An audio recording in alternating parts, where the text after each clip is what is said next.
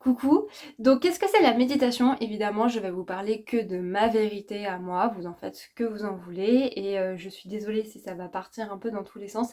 J'ai du mal des fois à structurer mes pensées, je pense que vous l'avez déjà remarqué.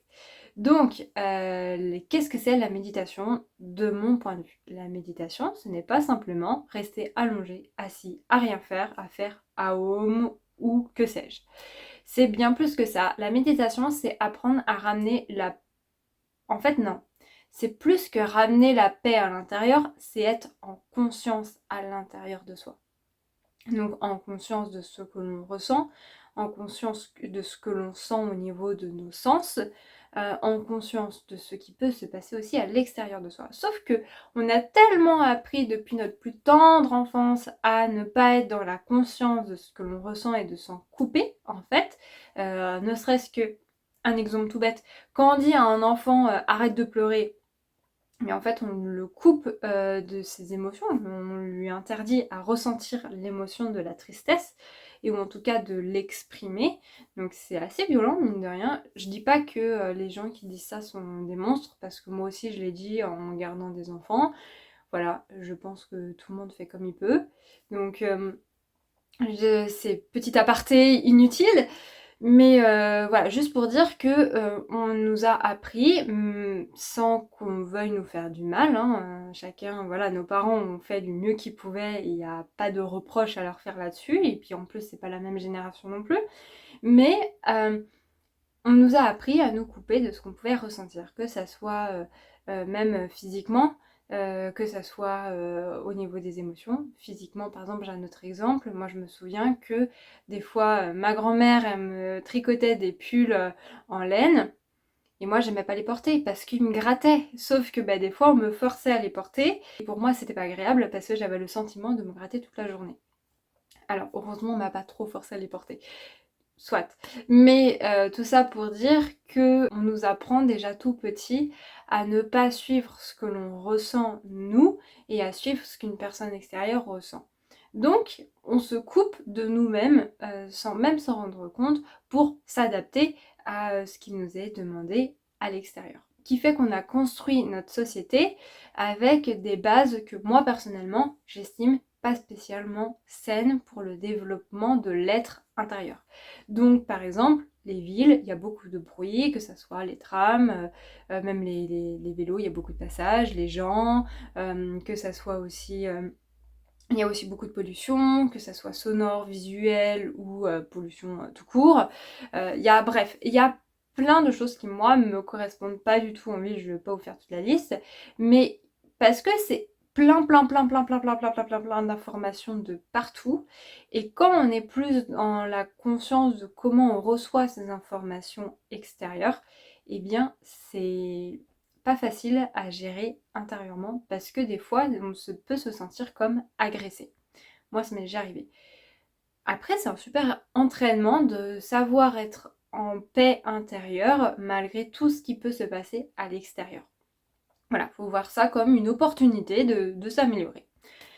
Mais c'est pas facile. Donc voilà, le fait de méditer, donc c'est de mettre de la conscience en soi, de ce que l'on ressent et de ce que l'on capte en soi et à l'extérieur. Donc par exemple, je sais pas, on peut capter notre cœur qui bat tout d'un coup, notre respiration, ça peut être voilà, la mouche qui vole, comment est agencée la pièce, les couleurs qu'il y a autour de nous, la voiture qui passe, peu importe, ce que la personne est en face de nous, dit, fait et qu'est-ce qu'elle peut ressentir. Tout ça, ce sont des informations. Et donc justement, la méditation, quand c'est quand c'est compliqué d'être en état, on va dire, de pleine conscience et en état méditatif en faisant autre chose, comme par exemple la vaisselle, par exemple, eh bien, on va avoir besoin dans un premier temps de méditer en étant assis ou allongé, à juste écouter ce qui se passe en soi, à l'extérieur de soi, ou en faisant des méditations guidées, ou en, je sais pas, en se concentrant sur les odeurs, sur le goût qu'on en a dans notre bouche, ou sur notre sensation de toucher, par exemple le toucher des vêtements, notre contact avec le sol, etc. etc. Donc voilà, en fait, donc si vous voulez commencer la méditation et que vous n'avez jamais essayé, que vous ne savez pas comment vous y prendre, vous n'êtes pas obligé de commencer par des méditations guidées sur internet, vous pouvez, mais vous n'êtes pas obligé, vous n'êtes pas obligé de méditer longtemps, ça peut être à très court terme, et ça peut être juste à vous concentrer sur qu'est-ce que vous ressentez, quels sentiments vous avez intérieurement, quelles informations vous avez en fonction de vos sens. Déjà, commencez par ça. Vous allez vous rendre compte qu'il y a énormément d'informations. À force de faire ça, même si c'est pas longtemps, vous allez vous rendre compte que vous allez être capable d'être réceptif à de plus en plus d'informations, que ça soit ressenti, que ça soit voilà, vos vêtements et vos sens.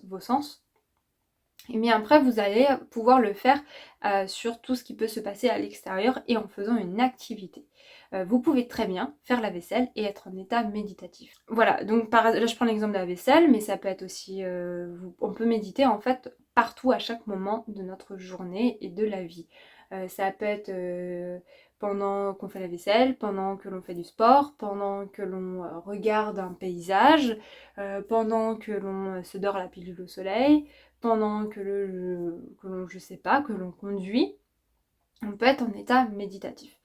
Je trouve que lorsque l'on est devant la télé, qu'on est en train de lire un livre, sauf si c'est un livre qui peut nous amener une certaine conscience, et encore, je trouve que c'est plus compliqué d'être en état méditatif parce qu'on est en état de réception d'informations du livre ou du film ou de ce qui se passe à la télé et pas de ce qui se passe en soi, physiquement et à l'extérieur de soi. Donc par exemple la pièce où l'on se trouve ou si c'est dans le jardin, dans le jardin. Parce que, enfin, je tiens à aborder ça parce que moi je me suis souvent posé la question, est-ce que c'est vraiment ça, être en état méditatif? Je pense que ça dépend des situations et c'est pas le truc le plus courant pour être en état méditatif, bien que vous pouvez adorer lire ou regarder la télé. Dernier point, qu'est-ce qu'il en est des pensées? Parce qu'on parle beaucoup de la méditation, en fait, ça nous permet de ne pas penser ou alors faut être conscientiser les pensées. Voilà, moi je pense que les pensées, il y a deux types de pensées déjà. Il y a le type de pensée où on va être en... notre mental en fait qui va carburer, qui va dire oh faut que je fasse ci, j'ai pas fait ça, puis faut que j'achète ça, machin, gna gna gna gna gna gna gna gna. Ce qui est super parce que nous ça peut nous aider à nous organiser dans certains cas, à faire le tri de plein de choses, à ne pas oublier certaines choses. Mais on a aussi le deuxième type de pensée où on est en état de réception. Donc on va réceptionner une information qui vient d'ailleurs et qui ne vient pas de notre mental. Donc ça peut être une pensée cool comme une pensée pas cool. Ça peut être une pensée même très très sombre mais qui ne nous appartient pas forcément pour autant. Moi par exemple, une fois j'étais en train de me laver les dents, c'était une période où ça allait, mais j'étais dans un petit down, j'étais dans un émotionnel un peu moins joyeux. C'était il y a plusieurs années, hein. Mais je me souviens très bien de ce moment-là. J'étais en train de me laver les dents et là, j'avais un vide intérieur, je ne pensais à rien. Et il y a tout d'un coup une pensée qui m'est venue, c'était crève. Rassurez-vous, je n'avais pas du tout envie de me suicider, ce n'était pas du tout mon envie ni un besoin, j'ai tout de suite su que puisque je n'allais pas mal au point d'avoir l'idée ou penser une envie suicidaire ou une pensée suicidaire, j'ai su que ça m'était destiné une information mais que ça ne venait pas de moi.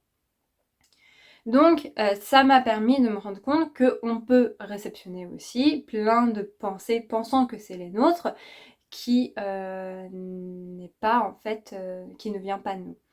Donc là, je prends un exemple assez glauque, mais juste pour vous rassurer aussi, de vous dire, il y a certaines pensées que vous pouvez avoir qui peuvent être très sombres, très glauques, ou ce que vous voulez, qui en fait ne viennent pas de vous.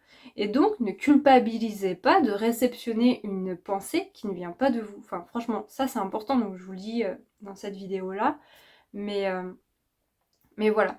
Et vous pouvez aussi réceptionner des pensées, enfin des informations, des canalisations, des trucs beaucoup plus cool, ou des trucs où il faut avoir quand même un certain discernement parce qu'on peut nous manipuler en nous disant un truc cool pour après prendre plus de pouvoir sur notre personne.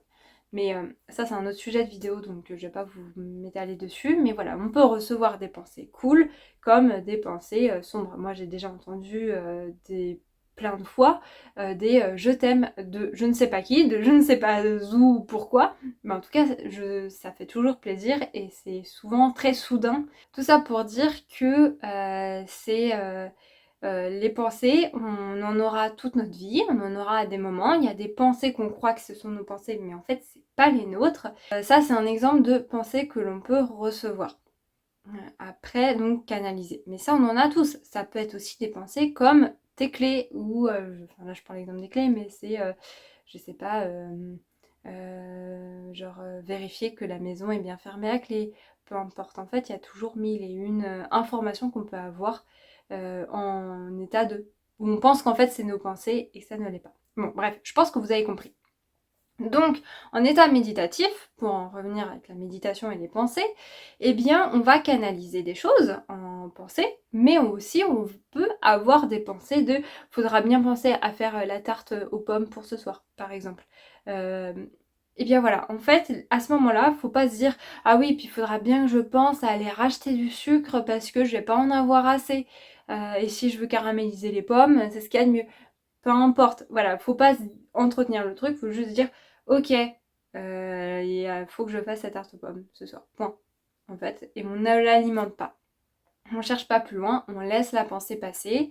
Des fois, on peut avoir des méditations qui peut nous sembler négatives parce qu'on va avoir que un brouhaha de pensée. Mais c'est pas grave, c'est que ça doit passer. Voilà, ça se libère, c'est comme ça. Et puis la méditation suivante, ça pourra être plus léger. Voilà, et puis vous pouvez faire plein de méditations tous les jours. Ça peut être même par exemple se concentrer sur votre sensation de pied quand vous marchez pour vous en rendre à un point A à un point B. Ça aussi c'est un état méditatif et qui vous permet en plus de vous ancrer. Donc c'est quand même pas mal. Bref, tout ça pour vous dire que si vous êtes dans la pleine conscience, naturellement vous êtes aussi plus à vous ancrer parce que vous êtes dans parce que vous allez vous concentrer de vos sensations corporelles et aussi parce que vous allez être bien plus à ce qui se passe en vous et à l'extérieur, qui fait que vous serez aussi naturellement plus paisible. Voilà. Ça ne veut pas dire que vous ne penserez plus, pas du tout. Ça veut juste dire que vous penserez peut-être moins et que vous allez moins entretenir certaines pensées qui n'ont pas forcément lieu d'être ou voilà, besoin d'être alimentées. Parce que de toute façon, il ne faut pas oublier que lorsque l'on se dit oui, il faut que je fasse ci, il faut que je fasse ça, il faut que je fasse ci, il faut que je fasse ça, ouais, c'est bien, sauf que dans tous les cas, il y aura toujours mille et une choses à faire. On n'en aura jamais terminé avec notre mental qui dit oui, puis t'as oublié de passer l'aspirateur, oui, puis t'as pas fait ci, t'as pas fait ça. De toute façon, on n'aura jamais fini. Donc, vaut mieux se dire voilà, je pense à ça, c'est pas grave si je le fais pas maintenant, je peux me détendre aussi, j'en ai besoin. Et voilà, donc la méditation, ce n'est pas forcément rester à ne rien faire.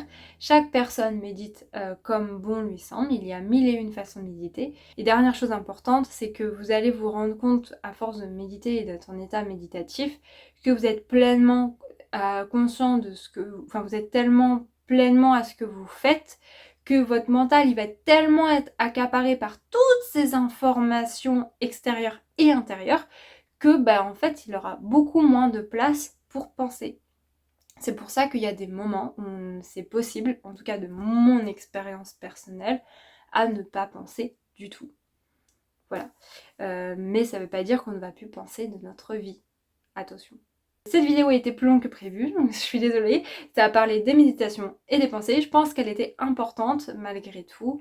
Et voilà, donc si jamais vous voulez essayer la méditation, vous n'êtes pas obligé de rester assis ou allongé à faire Aum dans votre jardin. Je pense que c'est un bon début pour ramener la paix à l'intérieur de soi et de la conscience pour ensuite l'appliquer dans son quotidien.